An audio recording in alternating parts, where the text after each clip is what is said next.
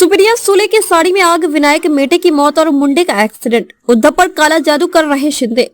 महाराष्ट्र में एकनाथ शिंदे और उद्धव ठाकरे के बीच की लड़ाई अब जादू टोने के आरोप प्रत्यारोप तक पहुंच गई है।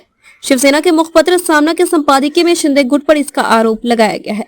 सामना ने शिंदे को गुवाहाटी के कामाख्या मंदिर जाना और वहां पर भैंस की बलि देने को लेकर निशाना साधा है। उन्होंने इसे काला जादू से जोड़ा है। यहाँ तक कि धनंजय मुंडे की पसलियां टूटने, अजीत पवार का लिफ्ट में फंसकर नीचे गिरना, सुप्रिया सुले की साड़ी में आग लगना, उद्धव की बीमारी और संजय राउत के जेल जाने का लिंक भी ब्लैक मैजिक से ही जोड़ा है। यह भी आरोप लगाया है कि एकनाथ शिंदे जिस भी राज्य में जाते हैं वहां किसी न किसी ज्योतिषी या तंत्र विद्या वाले पंडित से जरूर मिलते हैं।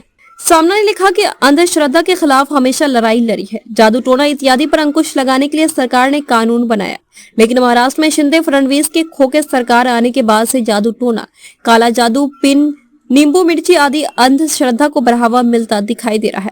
मुख्यमंत्री शिंदे और उनके गुट के 40 विधायक गुवाहाटी के कामाख्या देवी मंदिर गए, वहां उन्होंने जादू टोना की विधि की। सामना ने दावा किया है कि कामाख्या मंदिर में भैंस की बलि दी गई।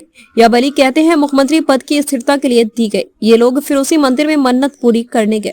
संपादकीय में लिखा है कि इस राज्य में जादू टोना सरकारी बंगले पर मिर्ची यज्ञ जैसी अघोरी प्रथा के लिए स्थान नहीं है। लेकिन जब से शिंदे की जादू टोना सरकार सत्ता में आई है, राजनीतिक विरोधियों की दुर्घटना व आत्मघात की संख्या अचानक बढ़ने लगी है। इसका संबंध यदि लोग सरकार समर्थित जादू टोना से जोड़ रहे हैं तो वह ठीक नहीं है। रविवार को पुणे शहर में एक कार्यक्रम में दीप प्रज्वलन के दौरान सांसद सुप्रिया सुले की साड़ी में आग लग गई। शिवसेना के मुखपत्र ने इस घटना को भी जादू टोना से जोड़ा है। इसके अलावा नेता प्रतिपक्ष अजीत पवार का एक विचित्र लिफ्ट दुर्घटना में बाल बाल बचना भी इसी से जोड़ा गया है। पवार तीसरी मंजिल से चौथी मंजिल पर जा रहे थे। इस बीच बिजली चली गई और चौथी मंजिल पर पहुंचने से पहले ही लिफ्ट धड़ाम से नीचे गिर गई। उन्होंने इस घटना के बाद कहा, मैं एक बड़े हादसे से बच गया, नहीं तो श्रद्धांजलि सभा ही करनी पड़ती।